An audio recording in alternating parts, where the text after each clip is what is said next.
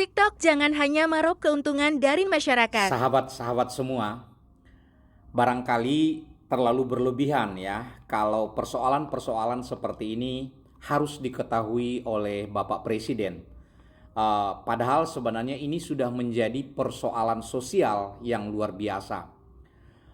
Kalaupun ini tidak kita sampaikan ke Bapak Presiden, paling tidak Ibu Menteri Komunikasi dan Digital, Komdigi, ini harus mengetahui persoalan ini sebenarnya.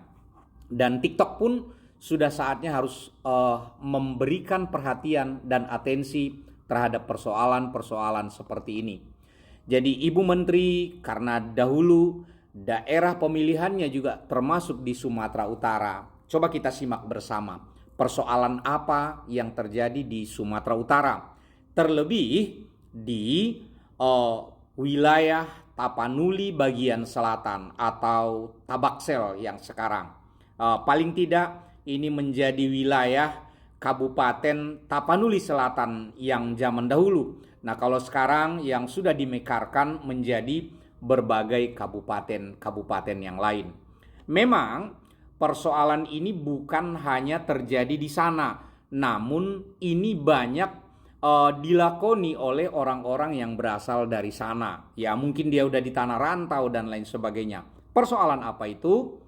Etika, tata krama, dan bagaimana cara-cara berbicara terutama di media sosial. Dan yang paling menyedihkan lagi, TikTok belum bisa menyaring atau memfilter atau memberikan peringatan-peringatan pada persoalan-persoalan seperti ini. Sudah saatnya TikTok bisa juga mendeteksi ujaran-ujaran kebencian atau perkataan-perkataan buruk, termasuk omongan-omongan yang berkaitan dengan bukan hanya nama-nama binatang, tetapi alat-alat kelamin yang berkali-kali diumbar di media sosial TikTok. Harusnya TikTok jangan membiarkan ini terus-menerus terjadi. Dan seharusnya TikTok juga sudah ada alat pendeteksi, memfilter apabila oknum-oknum tertentu membuat nama akunnya pakai alat kelamin. Ini luar biasa menurut saya.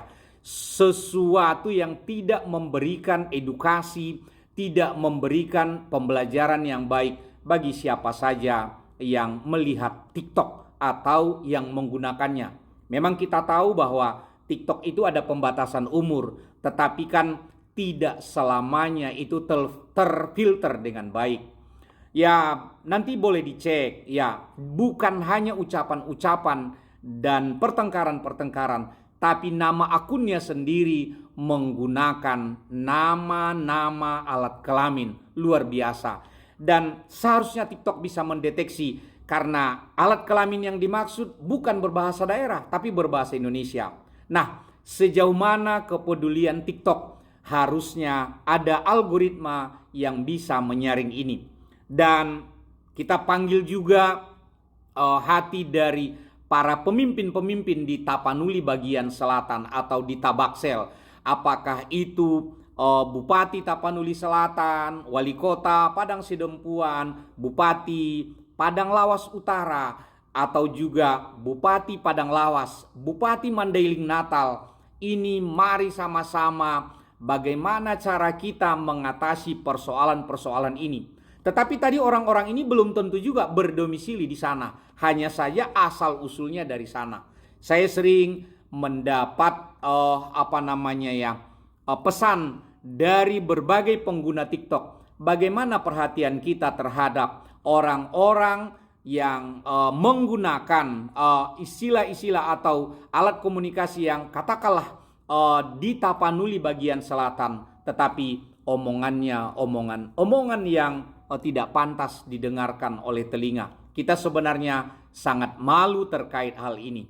Memang saya tidak berani, tidak bisa menyebutkan kata-kata yang menurut saya itu tabu, ya, menurut saya itu tidak pantas, tetapi enak saja diucapkan di media sosial, terutama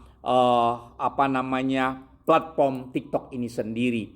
Nah, TikTok, ayo kapan bisa mendeteksi ujaran-ujaran, omongan-omongan yang kasar dalam berbahasa daerah, bahkan penghinaan, pencemaran nama baik dalam berbahasa daerah. Perlulah TikTok lebih maju, jangan hanya mendeteksi bahasa Indonesia atau bahasa Jawa, bahasa Sunda. Sudah saatnya bahasa-bahasa daerah lain pun terdeteksi oleh algoritma TikTok. Itu saja harapan saya. TikTok jangan hanya mencari keuntungan dalam hal ini, tetapi juga ikut mengedukasi masyarakat. Memang TikTok ini bukan media atau media massa, bukan. Tetapi sebagai media sosial, TikTok harus bertanggung jawab. Itu saja. Terima kasih. Mudah-mudahan TikTok bisa lebih maju dan juga menjaga norma-norma sosial dan juga pembelajaran dan pendidikan bagi anak-anak kita. Terima kasih. Wassalamualaikum warahmatullahi wabarakatuh.